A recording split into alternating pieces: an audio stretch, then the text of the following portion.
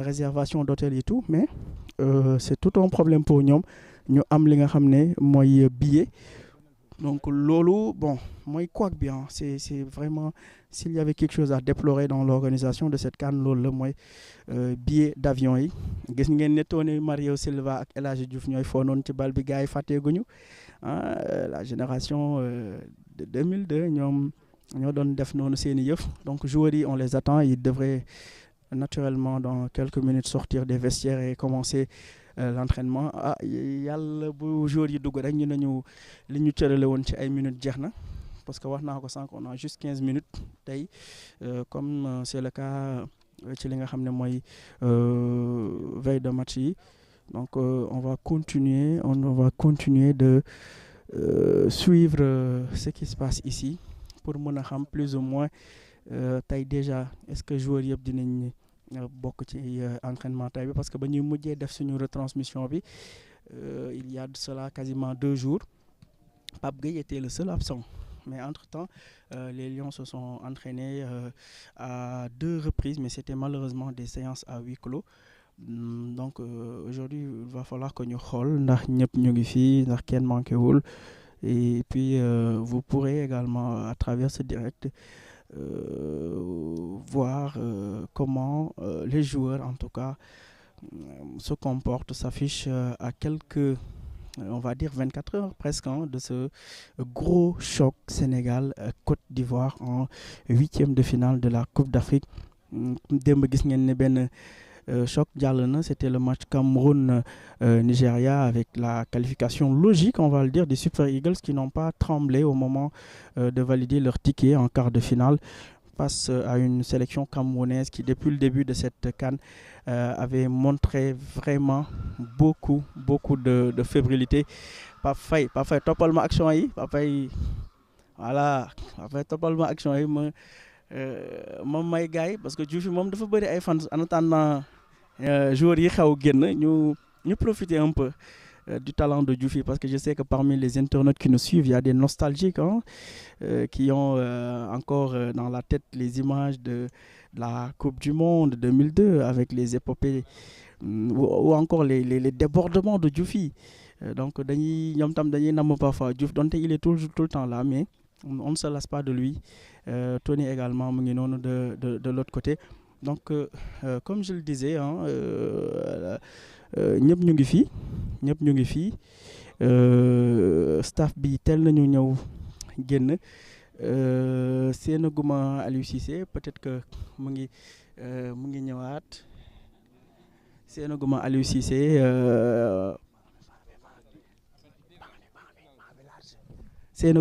Cissé peut-être que mu ngi ñëwaat, voilà.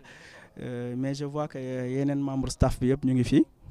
Donc on attend le coach national El Tactico moom nag li mu wax également mooy nee na bu ñu dund dans le passé. Il a vraiment insisté ci loolu maanaam li doon xew, voilà, joueurs yaa ngi noonu di ñëw, joueurs yaa ngi noonu di déggu, voilà, vous pouvez le voir, les joueurs qui font leur entrée ici au terrain d'entraînement annexe de Diamniadio. Donc si c'est nee na bu ñu dund dans le passé et je suis totalement d'accord avec lui, parce que bu doon loolu noonu la ñu abordé suñu match bi contre le Cameroun, on allait se dire que depuis 34 ans le Sénégal n'avait pas gagné contre le Cameroun, notamment en phase finale de CAN, mais on l'a pas fait. Dañoo ñëw avec détermination, engagement, wane ne la woon ni na, et c'est une nouvelle génération avec une autre mentalité. Et gis nañ ne on a bien abordé ce match bon bi nga xam ne gagné nañ ko contre Cameroun. Donc pour moi aussi suñu digganteeg Côte d'Ivoire noonu la. Amul wéy gëj nañ leen dóor, ñoom ñoo ñu yàgg sonal ci li nga xam ne mooy compétition yi et cetera. Ñun ñëpp xam nañ la xewoon Dakar 2012 match boobu nga xam ne daanaka yeggul woon ba kaaf ajoon Stade Léopold, mais loolu yëpp mu ngi suñu ginnaaw. Pratiquement c'est 10 ans 11 ans derrière nous, donc on ne peut pas vivre dans le passé. Aliou Cissé loolu la wax, jox nañ leen cër. C'est une bonne équipe avec de grosses individualités, mais nag ñun it dañoo am lu ñu téye, dañoo yónnee également yàkkamti ñu. Le peuple sénégalais xam nañu yoruñu équipe bu ndaw, joueurs yi xam nañ ñoom ci seen bopp ne am nañu chance réaliser un doublé inédit. Donc ñoom tam c'est important que ñoom ñuy xam ne li leen di xaar ne du lu ndaw. Donc c'est normal également que ñuy def seen kem kattan pour gagner genre match yi Niakhaté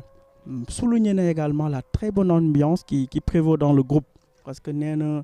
les anciens ils font tout pour mettre à l'aise les jeunes di leen encadrer di leen conseiller donc pour vous dire que ni ñëpp am nañ seen place ci équipe bi tout le monde se sent investi concerné dans le groupe même s'il y a des joueurs qui n'ont pas encore joué je pense également à ki nga xam ne mooy surtout Abdoulaye Niakhaté Ndiaye le très jeune défenseur ñoom Mori joué guñu Formose mais ils sont là doo leen gis ñuy mer wala ñuy budee ils sont toujours là zone mixte dañuy wax ak journalistes yi entraînement yi dañuy kaf foore nekk benn donc tout le monde est extrêmement investi tout le monde est très concentré ci li nga xam ne mooy équipe bi donc gis ngeen gaa yaa ngi noonu je pense que ni là même Iliman d'ailleurs Aliou Cissé wax na ci moom parce qu'on lui a posé la question de savoir est-ce que tey jii mën nañ xaar gis benn Iliman Ndiaye titulaire contre équipe bi di Côte d'Ivoire li Aliou wax je pense que c'est une très bonne réponse parce que nee na Iliman dafa nekk un joueur sur lequel le Sénégal compte l'équipe compte donc c'est un joueur effectivement qui est très précieux dans l'effectif des Lions parce que saa yu duggee dina def différence on se rappelle bii bu rëy bi nga xam ne Lamine Camara dogaloon na ko contre Gambie sur le deuxième but action individuelle bi Iliman def éliminé quasiment 2 joueurs sigi def ko passe ki nga xam ne mooy Lamine Camara laxas ko ci axe bi plutôt sur lucarne bi donc gis nañ ko rek également ba mu duggee contre équipe bi di Guinée dafa dugal deuxième but bi ray match bi complètement donc Iliman c'est un joueur qui aujourd'hui est très bien utilisé par Aliou je trouve parce que xam nañ ne véritablement sur le côté droit il y a quand même un client qui s'appelle Ismaïla Sarr moom tamit un but au moins 2 passes décisives donc pour nga jëlee ko fa day metti d'autant plus que quand même depuis CAN bi tàmbali ba léegi moom Ismaïla mu ngi def ay matcham donc Iliman bu dee match bu ne au moins dina am 15 à 20 minutes c'est parfait moi je trouve que c'est très bien pour lui et il en profite bien donc mu ngi noonu également loolu la Cissé wax ci moom ne ñu ngi koy bàyyi xel et moom Iliman également xam ne l'équipe compte sur lui et c'est très très très important joueur bi nga xam ne également war nañ ko retrouver suba si tout se passe bien c'est Lamine Camara qui avait été préservé lors du match contre la Guinée parce que dafa amoon carton jaune contre match boobu doxoon suñu diggante Cameroun donc il fallait que ñu bañ mu jëlaat carton contre Guinée parce que da doon raté kon 8e de finale bi donc Lamine Camara demain il devrait retrouver le 11 de même que Pape Matar Sarr interrogation sur Pape Alassane Gueye alors Pape yaa ma gën a jege affaire soo ma gisalee Pape Gueye après peut-être nga defal ma tuuti un petit focus sur lui comme ça également ça serait bien que ñu xool moom it tey ci yan disposition la nekk moom Pape Gueye parce que moom mooy inconnu bi sinon pour ce qui est du reste Moussa Niakhaté également comme lim ñu wax sànq loolu la ñu mën a sukkandiku mooy que il se sent très bien il est à 100% de ses moyens donc Moussa Niakhaté est-ce que suba duñ ko retrouver avec Koulibaly donc loolu tam c'est à vérifier apparemment parce que je veux pas dire de bêtises mais on dirait bien que Pape Gueye il est pas encore là donc on va suivre ça de près pour voir si on peut être sûr que Pape Gueye il s'entraîne ou pas parce que moom daal moo indi jiixi jaaxa ci xel yi est-ce que ñëwagum na à 100% pour bokk ci joŋante bi suba donc comme je le disais on devrait normalement retrouver Niakhaté dans l'axe à côté de Koulibaly Crépin Jacobs et de Mendy donc si milieu bi je pense que comme keroog contre la Guinée ki nga xam ne mooy Crépin plutôt Nampalys moo dépanné woon mais Nampalys keroog kii nga xam ne mooy Pape plutôt Lamine Camara la remplacé woon donc on avait Pape Gueye comme sentinelle Nampalys moo remplacé woon Lamine Camara contre la Guinée également Pape Matar Sarr mais tey jii bu dee Pape Gueye nawul aligné wu suba est-ce que dañuy am un Nampalys sentinelle boobaa peut-être que am peut-être Gana Gueye bu jouer comme milieu récupérateur gauche, ça reste une possibilité. Wala nga am peut-être Pathé Ciss qui vient s'insérer ci li nga xam ne mooy digg bi comme sentinelle. Nga am également peut-être Pape Matar Sarr et Nampalys ci kanam. Donc demain je pense que chantier bi suy am tuuti wala changement yi buy am, ça sera peut-être ci li nga xam ne mooy digg bi daal, parce que si Pape Gueye ne joue pas, il va falloir que Cissé changer tous ses plans. Kan mooy football sentinelle, est-ce que boobaa Nampalys day wàcc comme sentinelle, nga am peut-être Nampalys devant la défense, Pape Matar Sarr ak Gana, wala est-ce que Pathé Ciss lay football comme sentinelle, nga am Pathé Ciss, Nampalys ak Pape Matar. Loolu tam ça reste une possibilité, parce que généralement dëgg la Nampalys il jouait comme sentinelle surtout lors de la CAN 2022, on se rappelle, mais Pathé Ciss ci match yu mujj yi yu si bëri moom moo doon occuper ce poste là, parce que instant boobu Pape Gueye il était suspendu. Donc est-ce que Pathé va revenir dans le 11 comme sentinelle, est-ce que aussi Cheikhou Kouyaté du ñëwaat, parce que selon système bi Aliou Cissé de jouer, bu dee day soxla également wala sax Abdou Diallo, parce que suba moom je veux pas dire de bêtises, mais suba Aliou Cissé il a beaucoup de combinaisons yi moomu teg ci dëgg bi. Bu dee day faral di évoluer surtout dans une défense à 3, du doon surprise nga am Abdou Diallo genre sentinelle. Loolu tam c'est une possibilité. Abdou Diallo ñëw genre sentinelle, ki nga xam ne nekk ci Lamine Camara ak Pape Gueye nekk ci kanam, loolu tam mën na nekk. Wala Pathé Ciss nekk sentinelle, Lamine Camara ak Pape Matar Sarr nekk juste devant. Loolu tam c'est possible. Donc demain ngeen xamee ko noonu, pour vous peut-être qui venez de nous retrouver dans ce direct, on sera peut-être très attentif pour xam kan la ñuy football loo ci kanamu défense bi, parce que pour l'instant Pape xamaguma ndax gis nga Pape Gueye man gisuma ko fi de. Ouais, je veux pas dire de bêtises, mais ouais, je pense qu'il n'est pas là. Donc loolu aussi vous pouvez retenir ça, pour l'instant gisaguma fi Pape Alassane Gueye. Donc bon, xam naa staff bi peut-être dañ koy préserver. Parce que là je le vois pas dans le groupe. Vous voyez que en direct nous sommes en train de passer à la loupe un à un les joueurs qui s'entraînent, et pour l'instant man gisaguma fi ki nga xam ne mooy Pape Gueye. Yaakaar naa ne tam yéen ñi suivre direct bi gisagu leen ko, parce que quand même on est un peu loin, mais à l'aide des caméras voilà, Pape peut-être mën na gën a zoomer tuuti, comme ça on va voir. waaw mais man de gisaguma ko fi daal, donc Pape Gueye il est pas là. Pape Gueye il est pas là, il est absent. C'est l'information première à retenir de ce séance d'entraînement de veille de match Sénégal-Côte d'Ivoire. Pape Alassane Gueye ne s'entraîne pas, et comme on l'avait annoncé à Aliou Cissé, le joueur souffrait d'une petite blessure, et il avait donné justement rendez-vous ce soir pour faire le point sur son état de santé et voir si potentiellement il s'entraînerait aujourd'hui et s'il pourrait être aligné demain contre la Côte d'Ivoire. Donc Pape Alassane Gueye entraîné wul ngeen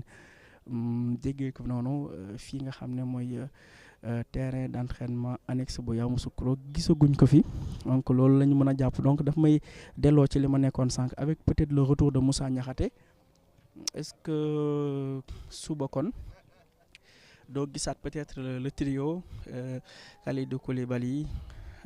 Moussa Niakhaté ak Abdou Diallo, tout en sachant que booba Abdou Diallo dañ koy footballoo genre sentinelle, mu accompagner Lamine Camara ak Pape Matar Sarr.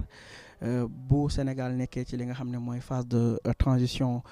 offensive wala bokk ci sortie de balle, mu wàcc inséré wu ci digg bi daal di ñetteel Koulibaly ak Moussa Niakhaté moom Abdou Diallo. Il l'a déjà fait contre la Gambie, et pourquoi pas mu defaat ko également contre équipe bi di Côte d'Ivoire. Su dee Aliou Cissé day gën a privilégié li nga xam ne mooy défense à 3 boobu nga xam ne léeg-léeg également day soppeeku nekk benn genre 4-3-3 wala 4-1-4-1, donc soit en 3-5-2 wala en 4-1-4-1 wala 4-3-3. ñetti système yooyu daal ci la Aliou Cissé di valser selon adversaires yi. Donc suba bu mu leen bett ngeen gis Abdou Diallo ci digg bi mu peut-être nar a suppléer Pape Gueye war fa nekk ak Lamine Camara ak Pape Matar Sarr parce que avec le retour de Moussa Niakhaté Aliou Cissé dafay peut-être continuer à faire confiance à la paire Niakhaté Koulibaly nga am benn Habib Diallo Abdou Diallo pardon buy jouer comme sentinelle du ko yàq parce que day renforcer li nga xam ne mooy animation défensive bi et ça apporte beaucoup plus de sécurité, de tranquillité et de fluidité surtout dans les sorties de ballon et c'est de bonne guerre. On va en tout cas surveiller tout cela de très près mais jàpp leen ni Pape Gueye il est absent de la séance d'aujourd'hui. Loolu nag bon mën na jox tuuti tiitaange maa ngi seen Bamba Dieng moom tamit on l'a pas encore vu peut-être que suba dina nekk matcham moom Bamba Dieng peut-être suba dina nekk matcham parce que c'est un joueur boo xam ne on compte énormément sur lui en tout cas bu yàggee ñu ngi koy xaar mooy ñu ngi koy xaar moom Bamba Dieng parce que on le dit on va le répéter c'est un joueur sur lequel on compte énormément parce que man moom bokk naa ci joueur yoo xam ne sopp naa ko trop parce que il peut à tout moment te mettre un but c'est un joueur boo xam ne match bi lu mu xat dina ci lijjanti benn mbaa ñaari occasion donc da ngay soxla genre yooyu parce que bon peut-être que beaucoup de gens s'attendent à un match ouvert bon généralement les Côte d'Ivoire Sénégal ce sont des matchs assez ouverts assez on va dire prolifiques mais on peut aussi tomber sur un match fermé parce que Aliou Cissé wax na ko en conférence de presse que match bi mën na dem prolongation voire même au tir au but donc si aujourd'hui Aliou Cissé calcule que match bi mën na tirer en longueur ça veut dire quelque chose parce que ñoom tam bon ils ont bien étudié l'adversaire xam nañ luñ peut-être la nar a indi que mën na nekk match bu tëju comme mën na nekk match bu bëri but mais bu mu bett kenn bu ñu demee ba prolongation voire même dem ba tir au but parce que am na ko laaj et si le Sénégal allait au tir au but contre la Côte d'Ivoire donc mun na leen ils ont déjà quasiment prévu tous les cas de figure donc potentiellement c'est un match boo xam ne mën na jeexee dans les 90 minutes comme mën na dem en prolongation voire même au tir au but donc loolu tam na ko nit ñi bàyyi xel bu baax a baax waaw suba moom ku cardiaque moom bu utal lu saf suukar teg sa wet parce que man je m'attends à un match très ouvert très spectaculaire mais nag mën na bañ a yomb comme niñ ko foogee en tout cas objectivement bu weesoo sénégalais yu ñu doon bien sûr dañuy def suñu liggéey avec on va dire neutralité en essayant de rester objectif mais quand même ay sénégalais lañ et on est en droit de penser que quand même cette équipe sénégalaise est supérieure à celle ivoirienne buñ ko tegee ci football kese 11 ligne boo jël ñun amuñu dara loo xam ne dañ leen ciy ñee mais nag terrain bi aussi comme on dit football reenu ñàmbi la léeg-léeg tu peux préparer quelque chose nga ñëw fekk fa beneen cas de figure démb boo leen gisee contre en tout cas lors du match Angola Namibie, imaginez après quelques minutes l'Angola avait pris un carton rouge. Imaginez leen su doon peut-être les Namibiens étaient beaucoup plus incisifs teel a dugal mené Angola mënoon nañ am beneen match mais malheureusement ils n'ont pas su profiter de ça donc match football lu nekk mën na ci xew mën nga ñëw teg li ngay teg benn fait de jeu ñëw chambouler totalement le cours de la partie. En tout cas, on ne souhaiterait pas qu'il y ait une mauvaise surprise pour nos Lions. Donc, ñu ngi leen di ñaanal daal comme ni ko Aliou Cissé waxee yàlla bu yaakaar tas li ñuy séntu ci ñoom ñu def ko. Mais si on prend ligne par ligne, quand même, on n'a rien à envier. Voilà, on n'a aucune crainte à nourrir concernant cette équipe ivoirienne, même si c'est une bête blessée, on le sait, ils vont vouloir se racheter par rapport à leur public, ils vont vouloir, on va dire, sauver leur Coupe d'Afrique, cette canne de l'hospitalité qu'ils organisent, mais terrain bi mooy joxe verdict bi comme ni ko Niakhaté waxee il y aura certainement de la pression, il y aura de l'engouement autour des éléphants, mais joueurs yi ils sont professionnels, yàgg nañ football ay match yu metti que ce soit dans les grands championnats européens, que ce soit même sur le continent. Donc je pense que même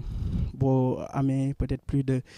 10 000 wala 15 000 personnes yoo xam ne dañuy nekk contre yow bon du tee di nga def li nga war a def di nga rester concentré di nga rester focus. Ça peut être très compliqué parce que même contre la Guinée gis ngeen ne match bi c'était très loin d'être évident mosul yomb contre Sénégal donc a fortiori contre équipe bii di équipe bu Côte d'Ivoire bi donc maa ngi gis l'agent de la CAF mu ngi signalé ni 1 minute moo ñu dese mais je pense que c'est déjà pas mal peut-être Pape nga defal ma tuuti ay focus ci gars yi nekk fële de l'autre côté voilà parce qu'il nous reste à peine une petite minute donc xam naa dañuy yemale fii li nga xam ne mooy retransmission bi di wax ni pour ceux qui viennent de nous rejoindre